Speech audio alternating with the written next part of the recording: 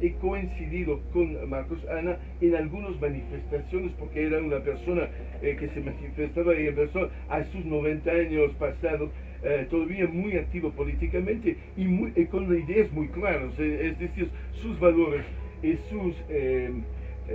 su visión del mundo, no, él tenía una coherencia absoluta y total.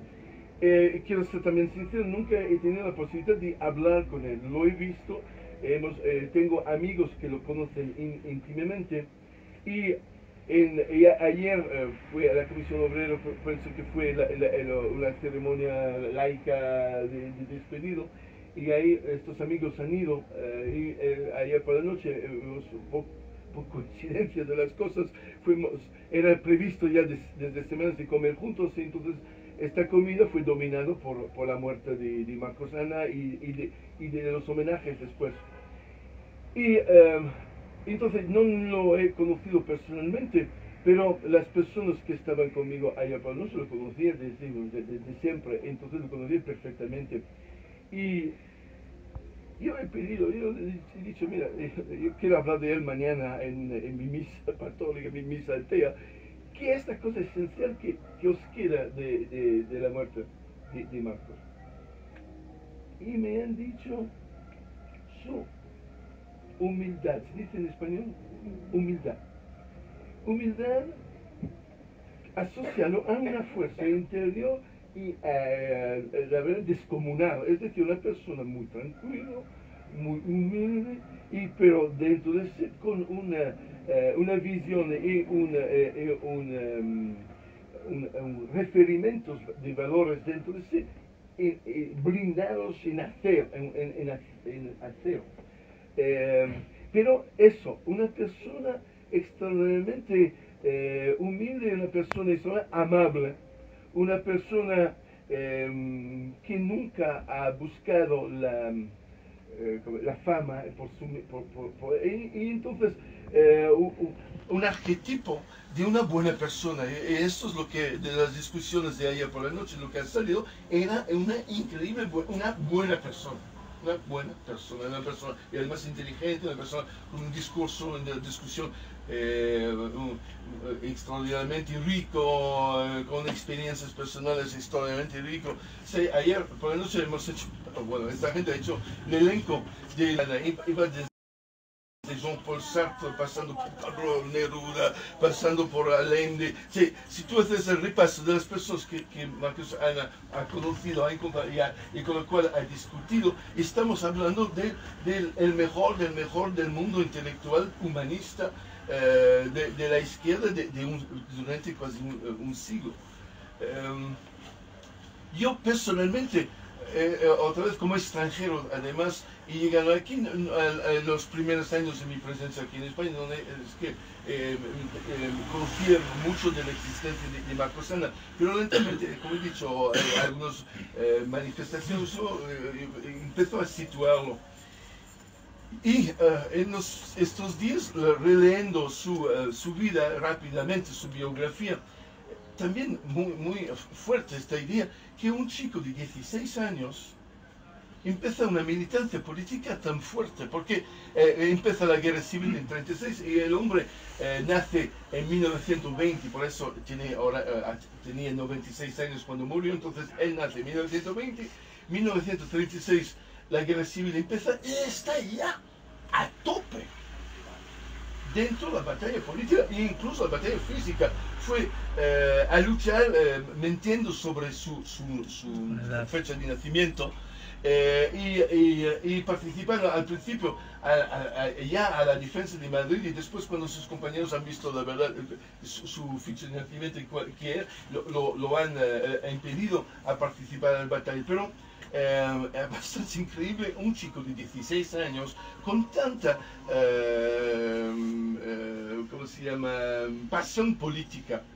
Y leyendo también un poco su vida, se descubre que no era compartido por la familia. Sus padres eran profundamente católicos, es lo que sale en su autobiografía, y además de un pequeño pueblo perdido ahí, de La Mancha, y viene a Alcalá de Henares más tarde, a 14 o 15 años, pero renuncia a la Iglesia Católica, renuncia a la fe de sus padres y empieza a 16 años a luchar por sus propios ideales. ¿Cómo?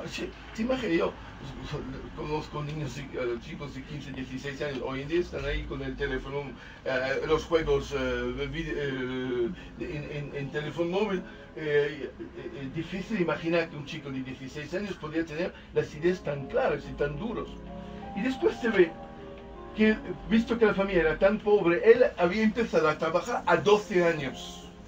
Entonces estamos hablando de una persona que vive, que nace en una miseria grande, que está obligado a ir a trabajar para dar dinero a su familia súper religiosos, pero él, viviendo ya como un adulto y ya con sus propios contactos, entra en contacto a 13, 14 años con gente de la TNT y ya empezó a hacer sus propias ideas. Periodo del 36-39 muy movimentado, entonces participando al principio por lo menos a la lucha armada, y después sus propios compañeros diciendo no, tú eres un niño, no puedes luchar, vas atrás, pero sigue organizando la Juventud Socialista, organizando jefe político a Alcalá. Y en 39, bueno, paso todos los detalles, finalmente viene preso y mandado en cárcel. Y esto también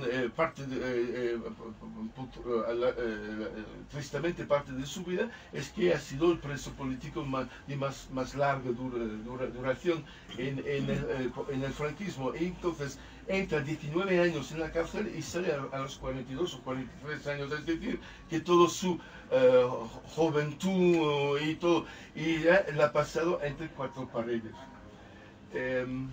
Eso, hago un repaso rápido de lo que yo he leído, no es que es un conocimiento directo, como he dicho, pero habla del hecho que para él la única cosa que podía hacer es estudiar. Entonces estos 23 años se transformó en 23 años de universidad autodidacto, y él ha crecido espiritualmente ahí detrás de las varas. Dos veces condenado a muerte, y dos veces a pocas horas antes de ser fusilado, y dos veces el sistema carcelario franquista lo salva. Por razones complicadas, pero a la fin, quizás porque por lo que él estaba acusado de asesinato, tenía tan solo 16 años, y también el franquismo, pues, ya, no. La cosa increíble es que últimamente, incluso después de su muerte, los periódicos de la derecha español vuelven a hablar de un asesino, una cosa, intentan de ensuciar su memoria, pero es un argumento un poco raro, porque si tenía sido matado por ser, o fusilado por ser asesino, ¿por qué no le han hecho el franquismo? Entonces el franquismo era de izquierda y roja, y no ha podido condenar a uno que si era tan malo. Y entonces este argumento evidentemente no funciona, porque yo no pienso que los jueces franquistas tenían algo de bondad. Entonces no tenía nada contra él, lo han dejado ahí a podrir en la cárcel, y fue una batalla monstruosa en una época cuando el franquismo intentaba ser visto al extranjero como más reconocido por ser más democrático o lo que sea. Han liberado por dar por su imagen pública del franquismo. Pero eso, 23 años, una persona sin instrucción, que a 12 años había trabajado, que se había formado de una manera autodidacta de su propia visión política, y después continúa y después sale de la cárcel sin mostrar rancor. Y esto fue la discusión de ayer por la noche, el tema que ha vuelto continuo, que esto continuamente no quería hablar de las torturas, no quería hablar de lo que le había pasado en el pueblo, porque no quería dar importancia a sus torturadores, y quería ver el lado positivo de la vida y no el lado negativo de la vida, de su propia vida. Y esto, creo que esto es quizás la cosa más importante que se puede mantener de su vida, es, después de todo lo que ha vivido, ha mantenido el amor, la fe en la humanidad, ha querido ver el lado positivo, no el lado negativo, y se ha transformado en un hombre extraordinariamente amable, una buena persona, se ha creado a sí mismo una buena persona, y creo que eso es la mejor lección que se puede dar a la humanidad, es ser coherente con su visión y al final de una persona sin educación, de una persona que había trabajado a 12 años, viene honorado en su despedido por miles de personas, porque había muchísima gente ahí, muchos representantes políticos, mucha gente muy amado. Creo que imposible pedir más a una vida. Vienes despedido de tus amigos y de mucha gente que te demuestra mucho respeto. Se queda de su vida las poesías, poesías que fueran imprimidas, esto también fue divertido, no fueron imprimidos en España, fue imprimido en Brasil, en Argel. Tú ves muchos lugares de lucha contra el colonialismo, de gente que Nelson Mandela tenía una copia de sus de relato de su poesía de la cárcel, y entonces esta vida de una persona extraordinariamente modesta supera las fronteras españolas y viene visto como un ejemplo de muchísima gente que han sufrido la cárcel de una manera injusta por sus ideas. Entonces, para Marcos Ana, juntos, el grito católico. ¡Guau! ¡Guau! ¡Guau! ¡Guau! Si uno se siente un poco gilipollas latino, es lo que queremos. ¿Por qué? Porque una de las lecciones que yo he tenido de mis padres, mis abuelos payasos, es que no hay que tener miedo de perder la dignidad. El payaso es eso, la dignidad convencional, la dignidad del conformismo, de vivir como lo hacen los demás. Si tú haces el contrario, te haces el ridículo, la gente se ríe de ti, eres payaso, pero a la fin tú tienes tu propia libertad y no entras en las convenciones y no te conforman a lo que los demás piensan que es la dignidad. Y entonces esto también es una manera de liberarnos de las convenciones, de hacer cuac. Pensa. A ver, otra vez, esto es fantástico, otro. Y me gusta también de subvertir al Google Play y transformar al Google Play como una anticámara de la Iglesia Católica también. Es decir, el Google Play se transforma en portavoz del catolicismo. Hacemos un salto, entonces yo tenía ya previsto hablar y después nos muere, entonces, ayer por la mañana, muy temprano con los diferentes horarios entre las Américas y aquí, Fidel Castro. Y la verdad es que en cierto sentido había como una lógica con Marcos Ana, lógica del pensamiento, del humanismo, de la edad, de la fin del siglo XX. Ahora estamos a la fin del siglo XX, la gente que han dominado el siglo XX, ahora estamos ya en el siglo XXI, y Fidel Castro, cuando a la muerte, son ya años y años y años que todos esperan la muerte de Fidel Castro, seguro que los periódicos ya tenían la necrología ya escrito ya desde años, entonces basta un poco a cambiar la fecha y todo, pero estaba. Y es un personaje tan enorme, en una dimensión que en 5 minutos, 10 minutos, ¿qué cosas se puede decir de Fidel Castro? Que no ha sido ya dicho, pues aquí como no tenemos nada a perder y como pago el alquiler, entonces puedo hablar de lo que quiero. Yo voy a intentar también a dar mi punto de vista del Fidel Castro. Yo creo que ya por sí, de la misma manera que Marcos Ana, una persona que se hace de sí mismo y llega a ir más allá de las fronteras de su país y a ser conocido y reconocido en todo el mundo, es ya un logro por sí, en bien o en mal, pero es un logro. Y si se ve bien la historia de Fidel Castro en su infancia, era también de una familia que se ha hecho de sí mismo, no son gente caciques, sus padres no son gente grandes poderes de Cuba, son gente modesta que han trabajado, que se han hecho algo de dinero, pero muy modesto, tan modesto que ha sufrido hambre en su biografía, va contando esto.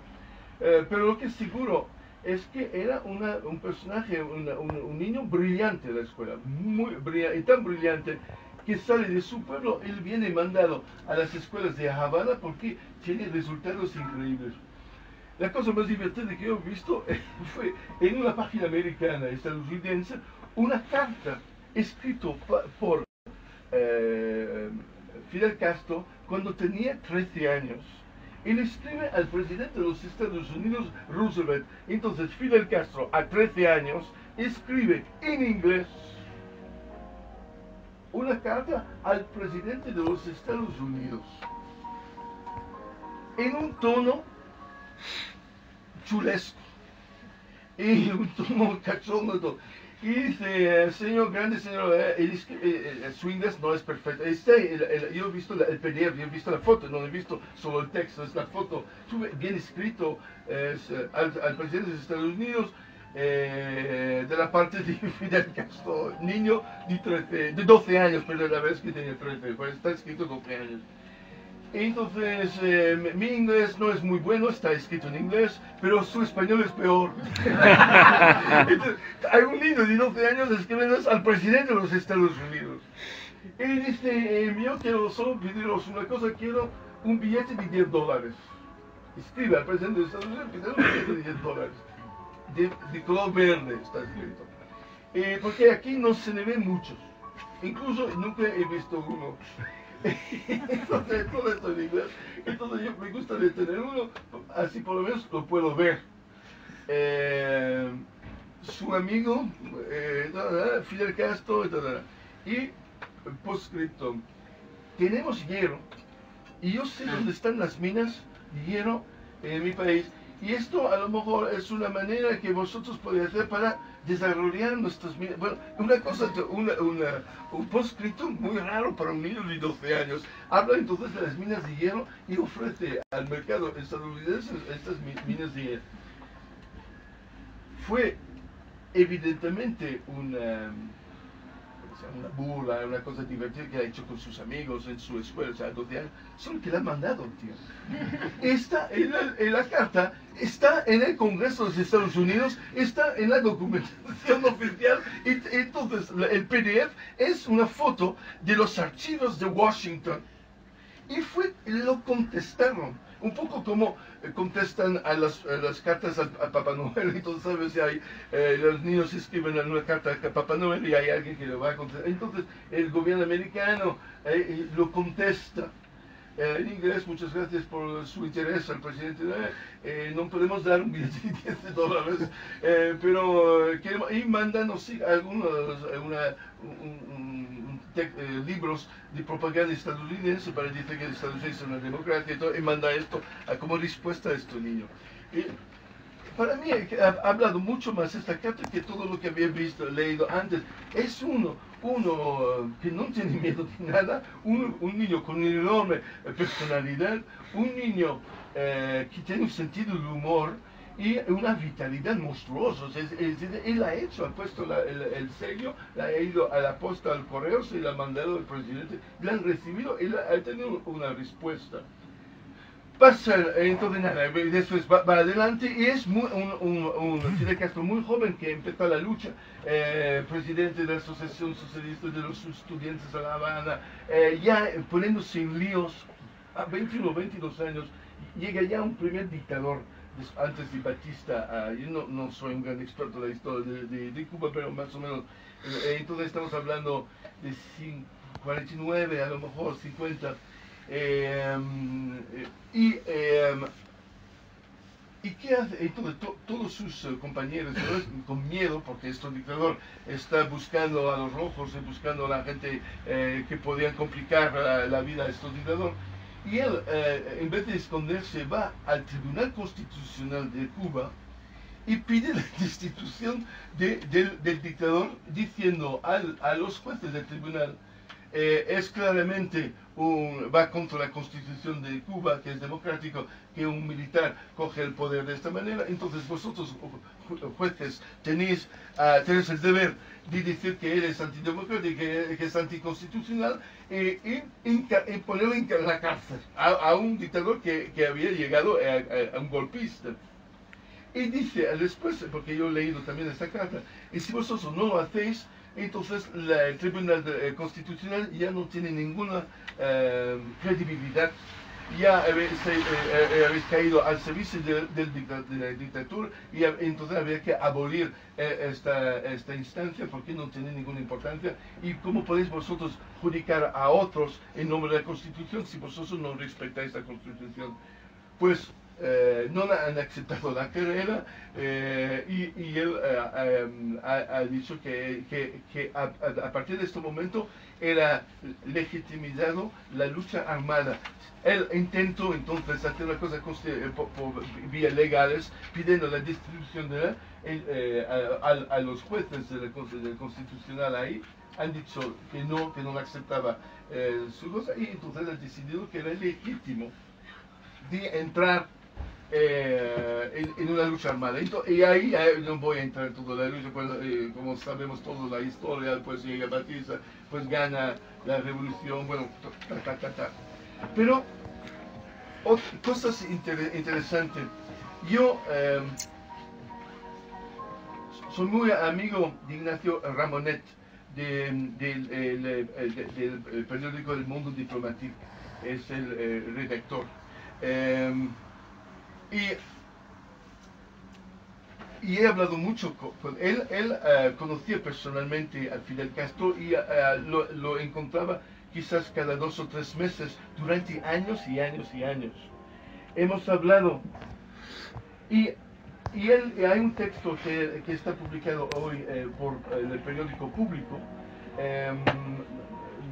que es un elogio que difícilmente se va a ver en otros. Todos los periodistas, evidentemente, en este momento dicen, bueno, hay cosas buenas, hay cosas malas, cada uno intentando salvarse, de mostrarse demasiado favorable a Fidel Castro. Pues en Ramonet no. En Ramonet hace un elogio, pero un elogio político y un elogio humano.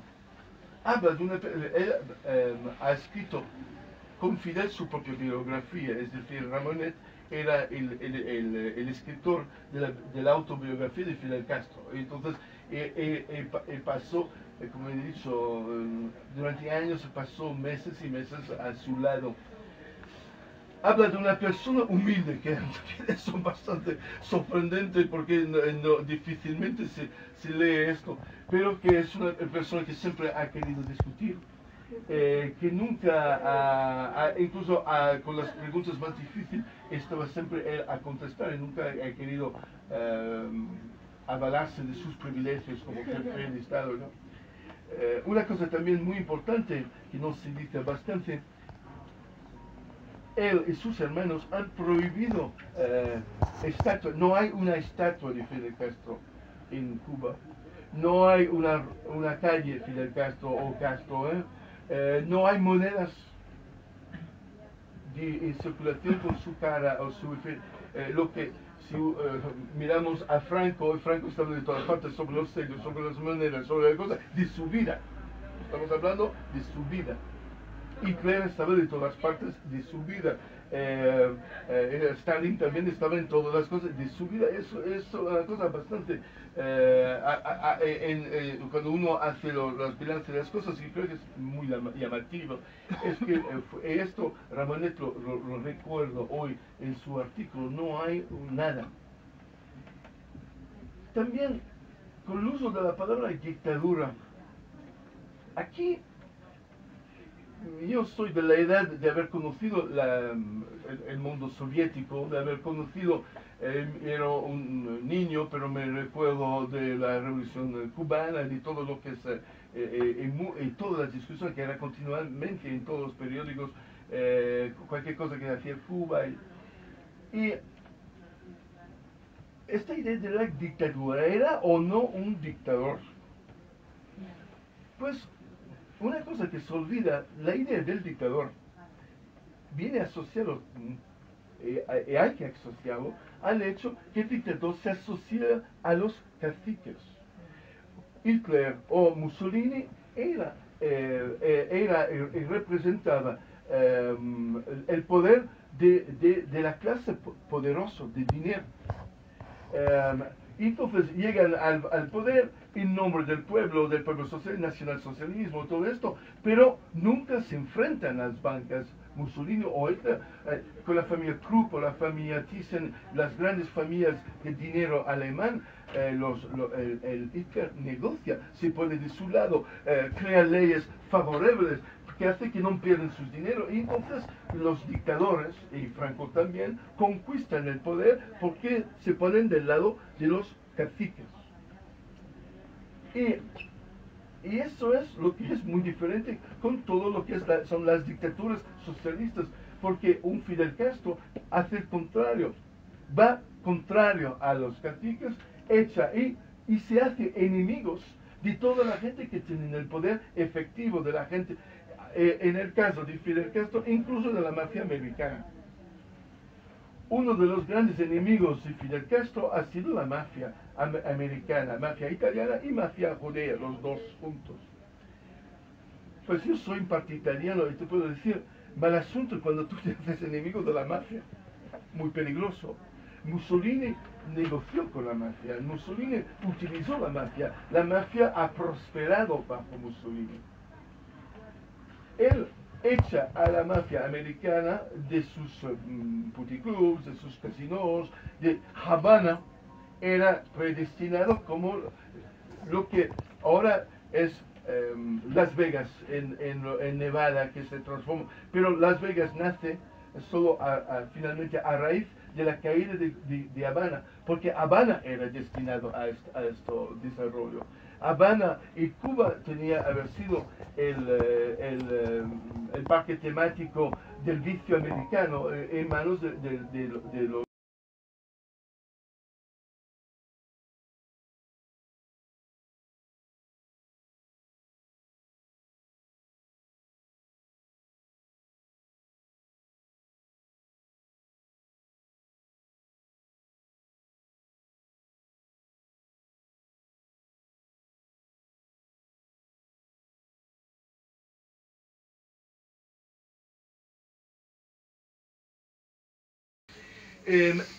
esta relación con la mafia, quiero dar un pequeño cosa más. La muerte de John Fitzgerald Kennedy, del presidente Kennedy en el 63, entonces todo esto, 59, 60, revolución en Cuba, después la famosa historia de los misiles en Cuba. Fidel Castro tiene muchísimo miedo que los Estados Unidos van a intervenir y van a derrocar la revolución cubana, conociendo también la mafia americana y cómo era asociada al poder, y entonces pide a sus nuevos aliados rusos una protección, y los rusos mandan ahí unos misiles con ojiva, con cabeza nuclear, que los americanos descubren con aviones espías e inmediatamente piden el retiro.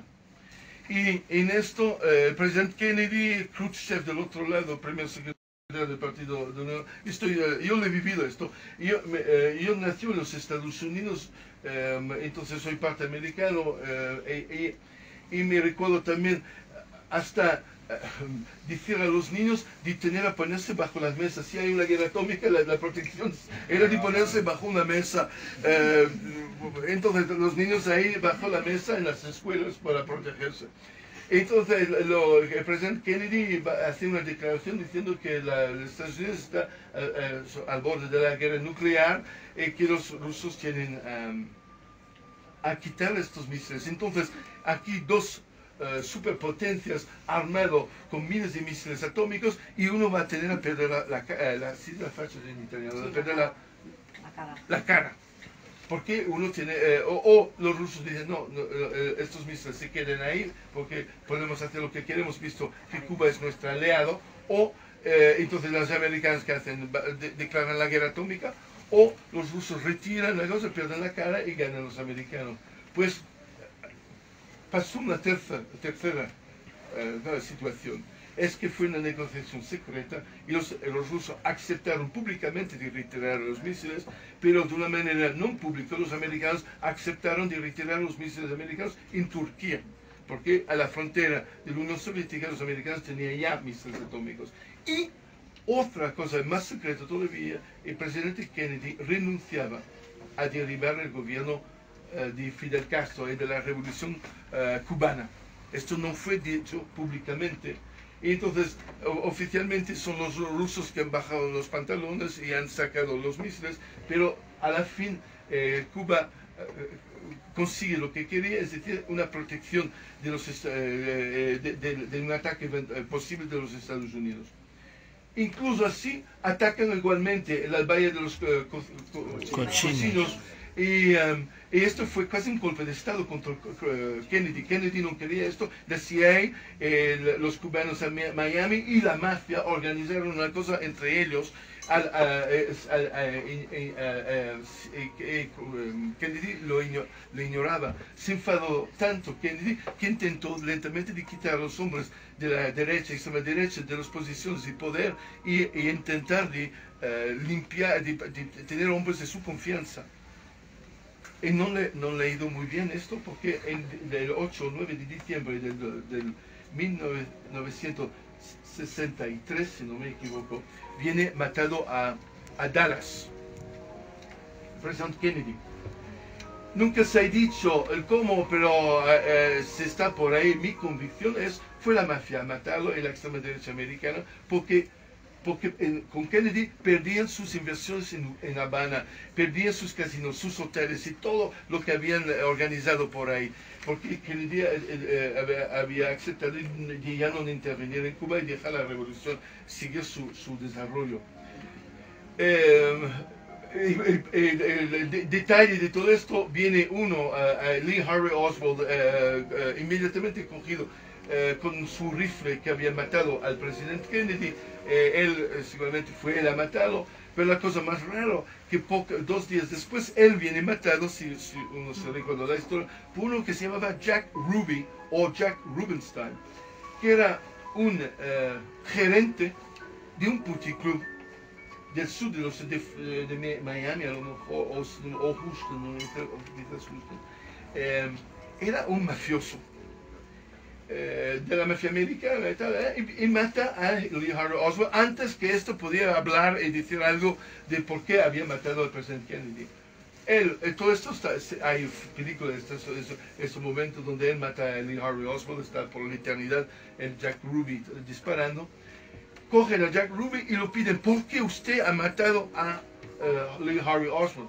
Y su respuesta era, yo soy un patriota americano y por disgusto de ver de haber matado al presidente de Estados Unidos, yo quería vengarme de él y le he matado a él. Un gerente de puticlub que se descubre tan patriota al último momento y que así mata al hombre que ha matado al presidente de Estados Unidos para vengar a los Estados Unidos, poco creíble, como mínimo poco creíble.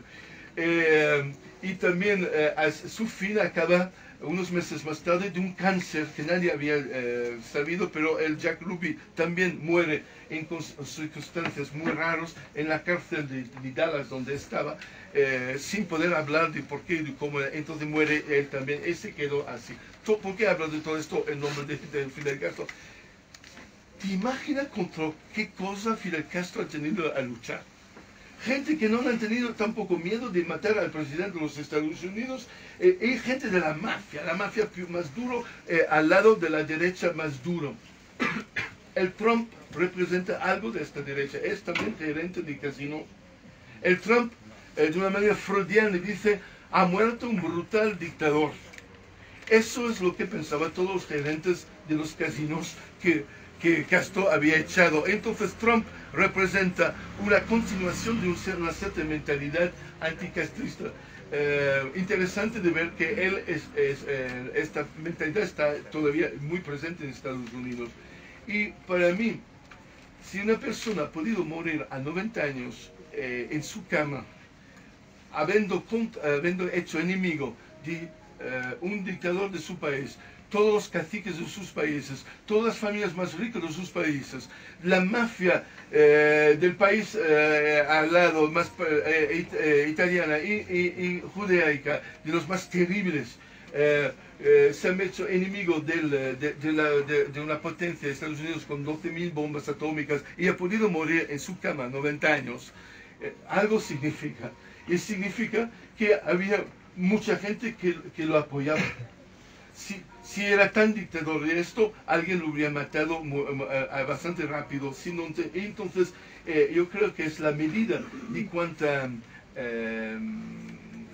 apoyo ha tenido en su propio pueblo, que ha podido, a pesar de tener los peores enemigos, tú no puedes haber peores enemigos en nuestro planeta, ya has tenido todos, ha podido morir a 90 años en su cama.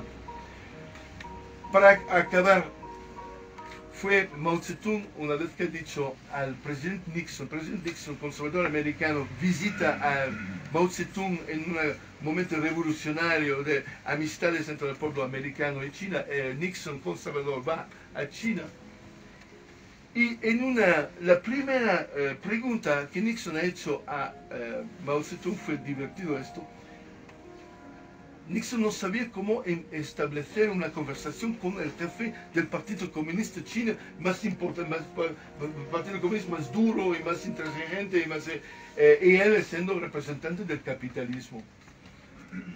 Su amigo y consejero Henry Kissinger, dice, bueno, hacemos esto. La primera pregunta que tú vas a hacer a Mao Zedong para romper el hielo es pedir a Mao Zedong lo que él piensa de la Revolución Francesa. Fue la primera pregunta entre Nixon y Mao Zedong.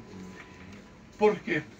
Porque nosotros, Estados Unidos, nacemos de la Revolución Francesa, Benjamin Franklin y todo esto, la liberación contra los ingleses. Nuestra revolución está hecha en nombre de los valores de la Revolución Francesa, y Marx y después Mao Zedong, el comunismo, nace también de la misma Revolución Francesa. Entonces, una manera elegante para decir que a pesar de nuestras diferencias, yo soy capitalista y usted comunista, salimos de la misma historia. Entonces Nixon viene y hace lo que Henry Kissinger le había pedido, dice, señor primer secretario del Partido Comunista Chino, ¿qué piensa usted de la Revolución Francesa? El chino está ahí, pensa un momento y contesta, y el intérprete, eran 4, él, Nixon, Mao Zedong y 2 intérpretes, y el intérprete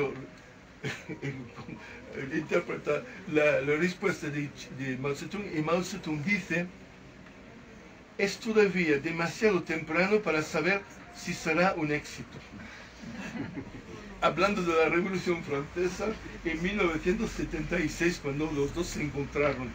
Esto, uno demostrando la visión chino, que el tiempo no se hace en 100 años, pero se hace en miles de años, que la historia chino tiene 5 o 6 mil años, que para él además, los Estados Unidos, 2 siglos es nada, entonces son como unos nuevos ricos ahí que no saben nada. Entonces, una manera de putear a los Estados Unidos con elegancia. Y muy chino en esto. Y entonces yo creo que yo soy totalmente maoísta en esto. Yo creo que la historia se hace en siglos, que es imposible hoy en día de decir si Fidel Castro ha sido un gran genio o un gran desastre para Cuba. Lo que es cierto es que un país que es un quinto de España en tamaño y un quinto de España en población, ha tenido mucho más reconocimiento internacional que España. La gente habla de Cuba en todas partes, de España no se habla nada.